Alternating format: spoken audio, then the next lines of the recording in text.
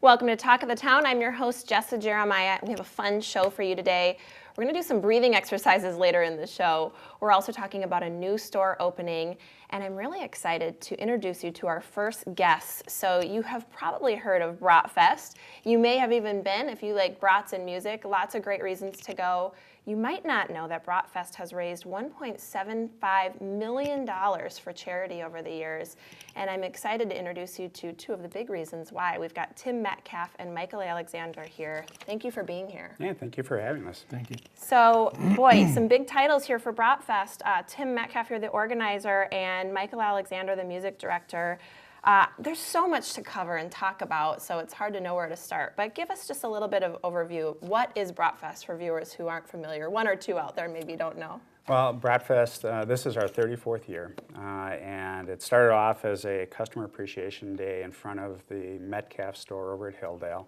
And over the years, it's just got bigger and bigger and bigger until we've added music. And now we have a kids zone, we have a sports zone, we have a 5 and a 10K, we have a kids mutter run, we have bratty ball, we have human foosball. There's just a whole bunch of different things going on. And then the best thing about Bratfest is actually that we're raising money. Last year we raised about $150,000 for the local charities that help put it on. And to date, we've raised $1.75 million. So Bratfest is just a lot of fun, and it kind of marks the beginning of summer for all of us. And it's free. And it's free. That's one of the best parts. We were chatting endlessly, actually. We had to get cut off so we could start the show, but we were talking so much about this. Now, this is such a wonderful event because it's free, and you can come out and enjoy some really big music acts at no cost to get in. This year we have Everclear, we have Queensryche, we have Joe Diffie, we have George Clinton. We have a lot of great local music. It's right around 100 acts, and all of it is completely free. Now, you can't just skip over George Clinton like that. George Clinton, you can't. George Clinton is coming with a 17-piece band. Oh, my And God. he's going to bring the mothership. And he's bringing the quite mothership. an ordeal on Friday night. And he's kind of the king of funk, right? I He mean, is. It's a genre that essentially is just George Clinton and James Brown. Yeah. And now there's just George Clinton. So, you know, George Clinton, many viewers might not have heard of him, many have, but there's also some that haven't. But I really highly encourage you and all the viewers out there to come and see him because, one, he's awesome, 17-piece band, he's free. The food is awesome. It's free admission, free parking. It'll be a great show. You bet. And so many things going on to talk about. There's a couple things I want to make sure that we touch on throughout this festival, which is May 26th through 29th. But let's talk about a couple of them. Now, what is the brat cake breakfast? Well, that's Sunday morning.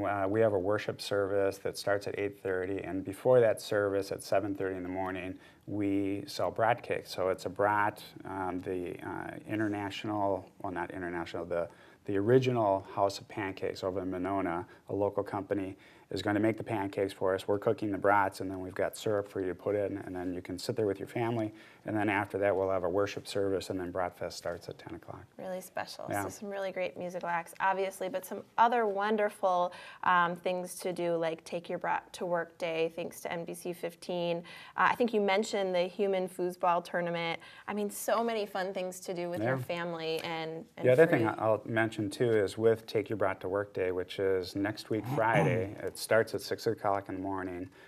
But you can also, we will deliver brats. Well, this is the first year that we'll deliver brats.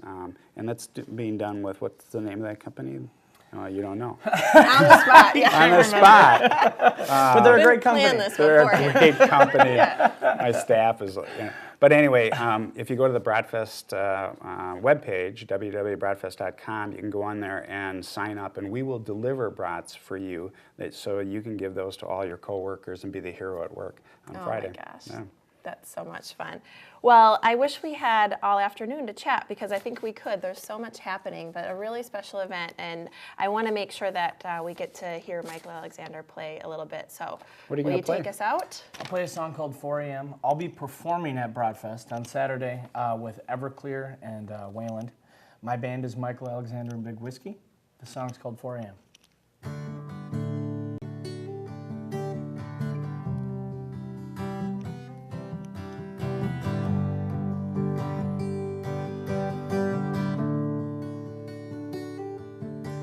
Well, it's late again and lost inside a place I can't run, a place I can't hide. Will you call me on the telephone All right. once again tonight? Keep playing, play us out. You guys stick around. We're going to be back with more 'Cause it's Talk of the 4 Town a.m. after the and break. I'm drunk again and I wait for your call. The town pet lovers, you're going to like this segment because we're talking a little bit about pet supplies and a relatively new store that has opened in the Fitchburg area. So I'm excited to chat with the store team leader. This is Amanda Cummings, and I'm glad to see you. Hi, nice to be here. Thanks for chatting with me today. So, we were chatting a little before we started. I didn't even know this store had opened. You mentioned it's been around since about December. So what is the background of this name, Pet Supplies Plus, and what brought them to Fitchburg? Yeah, so Pet Supplies Plus has been around since 1988, and it originated in Michigan. The owner of our franchise worked for the Pet Central in Michigan actually for a while. So his family is originally from here. So he wanted to bring his family around here and be closer. So I think that's great. And we always love supporting local business owners, so it's nice to know that there's an actual owner right Yes. here Yep. in the area. Yep, That's he great. lives just a couple blocks away. That's wonderful. Yep. So I think I mentioned already that you opened in December, is that Yes, right? December. So talk to us a little bit about where we can find you. Yeah, so on the west side, off of PD, we're right next to the Gold's Gym, and on the other side of the hill is Hy-Vee and Target, so we're kind of right in between. Yeah, Mm-hmm. kind of retail row over Yeah, there. It's a good spot to be. Yep, and it's up and coming, so Yeah. it's a lot going on. Growing for Yes. sure. Okay, so for folks who are out there who have pets and are looking for a supply store, Mm-hmm. fit right in the mix, of course, but there are some other folks out there and other stores to shop at. So what do you think makes you unique? Well, we have, we really like to remain small, so that way we can be very neighborly with our customers. That's what we call them, is neighbors versus customers. So we like to get to know them more on a personal level. And that's why we like to stay smaller.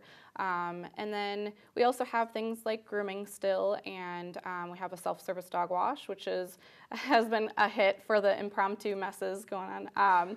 I can imagine, yeah. yes. We also do things like special ordering, which some of the larger chains can't necessarily do. So That's great. Yeah. It's nice to know that too about, special ordering I think is wonderful, but the impromptu dog wash I think is fabulous because if you're out on a jog or a walk with your pet, you know where to stop and yeah, and it's rinse happened off. on numerous occasions, line out the door. Yeah, I bet. I believe it. Some other things that I think make you unique is there's been some community involvement on behalf of Pet Supplies Plus. So what have you done so far? Yes, a couple months ago, we did like some kindergarten educational. That was really cute to have the kids interact with some of the animals, and some of our animal specialists were there and brought them out. It was really cute. We've also done the Natural Family Expo and showed up there, handing out some freebies, and then just recently we did the Puppy Up Madison, and that was a lot of fun. Got to support that. Yeah. So lots of things that you've done so far in Yeah. just a short time really of being Yes, open. That yes. sounds like a lot. Opening a store, Yes. getting involved in Can the be a lot. community, Yeah. washing the neighbors' dogs, all of those things. No, Yeah. it sounds lovely, and I'm glad to chat with you. And I'm looking ahead. What can we look forward to in the future with you guys? Yeah, we definitely plan to do more of the community outreach. Like you said, yeah, there's a lot going on when we first open up. So, we plan to get more involved in the community and grow our business. That's really exciting. So you, as the team store leader, I got that backwards, Yeah. store team Store leader, team leader. make sure we get the title right. Yeah. It has to be a big job, I imagine, doing something like that, but I bet you love it too. What's some of your favorite things? Oh my goodness. It's always fun when a new puppy comes in the store. Everybody in the store knows within minutes you've got a new puppy in the store. But even just from the repeat clients that come in, and we get to know them more on a personal level, and I know them by name, and usually I know the dog's name before the owner's name. But that's the great part about it. Yeah, I can imagine you build some great relationships, Oh, yeah. both with pets and owners. Yes. That's fun. Yes. Well, it was just a pleasure chatting with you. This is Amanda Cummings, the store team leader at Pet Supplies Plus in Fitchburg. So If you've got a pet, you know where to go. Thanks for joining us today. We'll be back with more Talk of the Town after the break, so stick around. Welcome back to Talk of the Town. We are talking about an important topic right now. We're talking about plasma donation. Joining me is Alexa Vorpagel, who is the training coordinator with Interstate Blood and Plasma. We're going to learn a lot, I have a feeling, in this segment. Thanks for joining us. Yes, of course. So tell us a little bit about Interstate Blood and Plasma. I would love to learn more. Sure. So we are a family-owned business. We started in 1949. We actually are headquartered out of Memphis, Tennessee. We collect, we test, and we sell plasma to various pharmaceutical companies. We have 24 plasma collection facilities located in 10 different states. 6 of those are in Wisconsin, and then 3 of those are actually in a convenience of our Madison area, which is Wonderful. nice. Yeah. So lots of locations Yes. to choose from. One thing that I think we definitely need to talk about, other than the where, of course, Yeah. is the why. So probably a big question, but why are plasma donations needed? Sure, yeah. First, I just kind of want to explain what plasma is, because I know that that's a huge question for a lot of people. So just a brief description of that. Plasma is the clear liquid part that comes from your blood. It contains mainly water, but it also has a lot of essential proteins, as well as antibodies that help our bodies just naturally fight off infection, controls bleeding. So it's vital for us to have that working. And then getting back to your question, so unlike whole blood, plasma isn't directly injected into individuals. Okay. Plasma is manufactured into various life-saving medications that we use to treat hemophiliacs, burn victims, individuals suffering from immune deficiency disorders. And it's actually surprising to a lot of people that it takes a great deal of plasma to make just like a small amount of medication. So yeah, it will, for example, if you're dealing with a patient who is suffering from hemophilia, it will take about 1,300 plasma donations to, Wow. yes, to only supply that one individual with a single year of medication. So the need is really great. Yes, it because it's not a 1-to-1 ratio by Exactly. any means. Nope, Wow, nope. I did not know that. Yes. That's fascinating. Yeah. So what people might be wondering about plasma donation, now that you see the great need for it, is a little bit about compensation. I know that's a Yeah. question people have. Yeah, it's a big question. It's $50 your first 5 donations. After that, we pay you according to how much you're able to donate, which is based off of your weight. Okay. Yeah, and you're able to donate 2 times within a 7-day period as well. So, Okay. yeah. So a little bit of a double-ended benefit there. Yes. You can make a little extra money, but Yes. also obviously a great need for it to help some Yes. individuals out. That's Right. incredible. Right. And when you think about it from the cost perspective on the other end, wow, what a lot of money that really goes into this, Yes. to helping one Oh. person. That's Oh, yeah. really incredible. Yes. So let's talk a little bit about how long, as far as process goes, does it take to do something like this if you're going in to donate? Sure. So your first time takes a little bit longer, only because we're going through a physical with a nurse. We're going to be asking a series of medical history questions. So that will take alone a little bit more time. So we say typically 2 to 2.5 hours. And then after your first donation, it'll take anywhere from an hour to an hour and a half. Wow. Okay. Yeah. So that's actually a really reasonable amount of time, Yeah. considering really what you're undergoing. Right. Okay. So let's talk a little bit again about some of the locations. You mentioned that there are several in the Wisconsin area. What about the Madison locations? So we, like I said, we have 3. So we have one on the east side on Anderson Street, it's right across from MATC. And then our second one is located downtown on Gorham Street, right next to State Street, so everyone knows where that is. And our newest location we just opened up on Verona Road, and that's right across the street from Home Depot. So, and it's our baby. We just opened up on May 8th, so we're all wow. it's very new. Okay. It's an awesome center. It's huge too. So. Well, obviously, there's a reason for the opening. It's Yes, a there service is. that is much needed Yes. for folks out there, and a great way to help and give back to somebody. So Yeah. thank you for sharing that with us. Yeah, of course. I appreciate it. This is Alexa Vorpagel with Interstate Blood and Plasma. Learned a lot. All right. We've got more Talk of the Town after the break, so stick around. We'll be right back. Welcome back to Talk of the Town. We are talking about possibly a business and a practice that you don't know a whole lot about. I'm excited to share it with you because Primal Air in Sun Prairie is able to help with a lot of different things, and we're going to chat about one of those right now with the primary practitioner Shirley Gutkowski. Thanks for being here today. Thanks for having us. It's great. So I have stumbled upon your business and just really learned a lot from chatting with you. We're going to talk specifically about tongue tie. Now, this is something that can happen in infants and, of course, can be present in adults. So first of all, share with us what that is. Well, there's a little tissue that goes from the bottom of your mouth, from the floor of your mouth up to your tongue. And you're supposed to have that. It's supposed to be attached. But in some people, it's attached either too far forward Okay. or too short. So their tongue doesn't move around the way that it should. Okay. I had a patient yesterday whose tongue is tied where it's too short, right? That little flap of tissue is too short.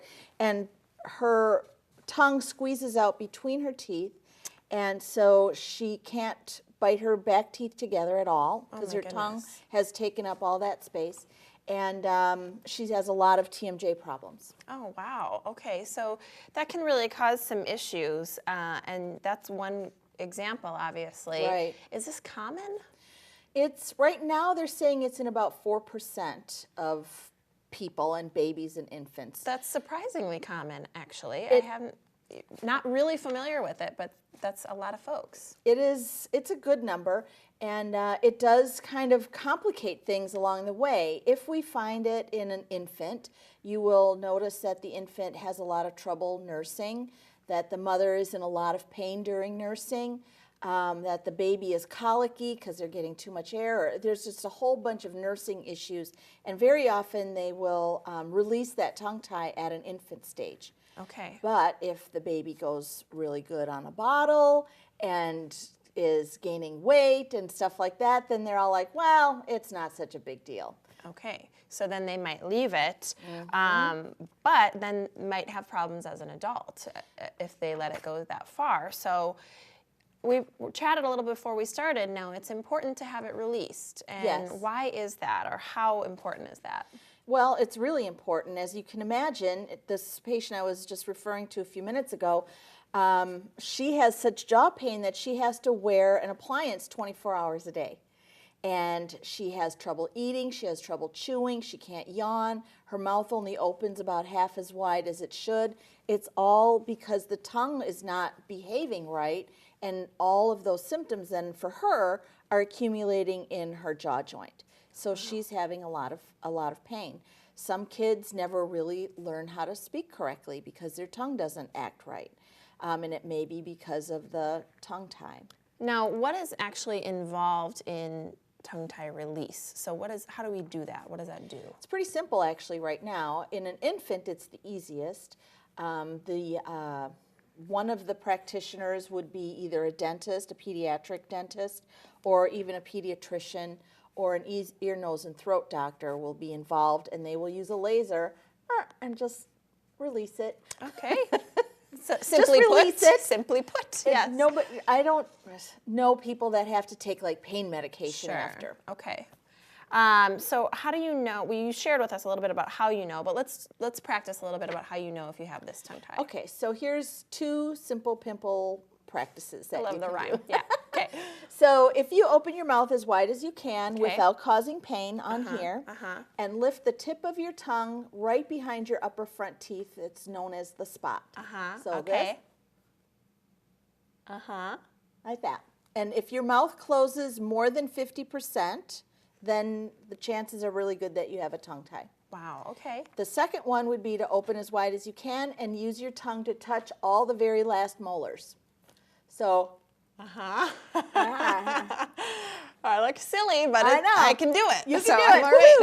yeah, so you're doing good. Yeah. So those are two simple things that you can do. Okay, well, that's really good to know. And obviously you can help folks with all kinds of different issues that can affect things from the way that you're able to eat and breathe, which can affect your sleeping, your well-being, and just so many different things that we barely have time to cover it in one short segment. But it's fun always learning from you. This is Shirley Gutkowski with Primal Air over in Sun Prairie, and just a pleasure to chat with you. Thanks. Thank you. I want to thank all of our guests for joining us today, and I want to thank you for watching. Please join us next time on Talk of the Town.